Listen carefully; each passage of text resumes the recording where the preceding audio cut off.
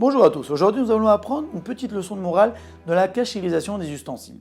Je m'explique, la Gemara dans Psachim Lamed Amud Bet nous dit que les clis en chérès, les clis en argile, ne peuvent être cachérisés.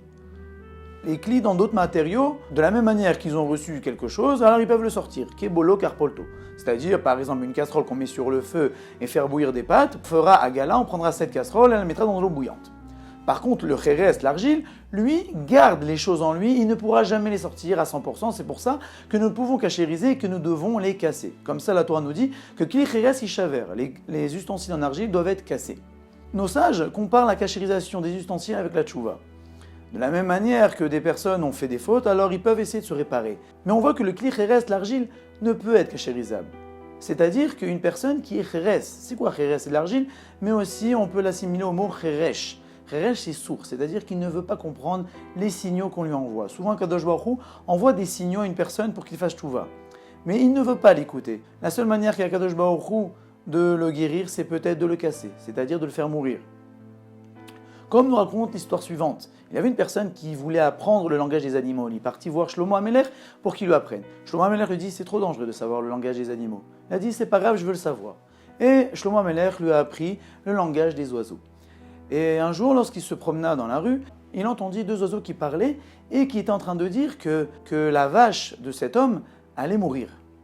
Alors là, il a entendu le langage des oiseaux, il s'est dit « Oh là là, il faut que je fasse quelque chose » et il vendit sa vache. Très content, il dit « Ah, ça sert de savoir le langage des oiseaux ». Une semaine après, il a entendu encore deux oiseaux qui parlaient et qui disaient « Regarde cet homme-là, sa maison va brûler ». Alors vite, qu'est-ce qu'il a fait? Il a vendu sa maison pour éviter que sa maison brûle. Et donc là, encore une fois, il s'est dit, heureusement que je connaissais le langage des oiseaux. Et troisième passage, il a entendu encore des oiseaux qui parlaient, qui étaient en train de dire qu'il va se faire confisquer son champ. Et donc il s'est dit, il faut vite que je vende mon champ avant de me le faire confisquer. Et ainsi, il évita chaque malheur qui était décrété sur lui. Et un jour, il passa et il a entendu les oiseaux qui disaient, regarde cet homme-là, il va mourir. Alors là, qu'est-ce qu'il pouvait faire? Il ne pouvait plus rien faire. Il allait voir Shlomo Amelech pour lui expliquer tout ce qui s'est passé. Il s'est dit, regarde, si tu n'avais pas su tout ça, alors tu aurais perdu ta vache. Peut-être tu aurais perdu maximum ta maison. Et là, que je t'aurais épargné. Il t'aurait envoyé ce message, il t'aurait fait faire une capara, t'aurais fait tchouva. Mais là, étant donné que tu étais omnibulé par essayer de garder ton argent, et par ce langage des oiseaux que tu as appris, tu as toujours voulu sauver tes biens, et tu n'as pas pensé au message que Akadosh Baruch Hu a voulu t'envoyer. Donc si bien que tu n'as laissé le choix à Akadosh Baruch Hu que de t'enlever la vie. De la même manière, donc la personne qui est cheresh, qui ne veut écouter tous les signaux qu'Akadosh Baruch Hu lui envoie, des fois il lui envoie une perte d'argent, après il lui envoie une maladie, et ainsi de suite, mais il ne veut pas écouter, il ne veut pas faire tchouva. Alors de la même manière que le Kli-Chérès, qui ne sort jamais ce qu'il a en lui, alors cette personne-là ne voudra jamais enlever les mauvaises choses qu'il a en lui parce qu'il n'écoute pas.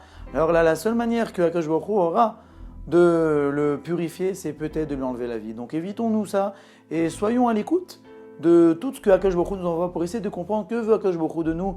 Ainsi, nous économiserons beaucoup de peine.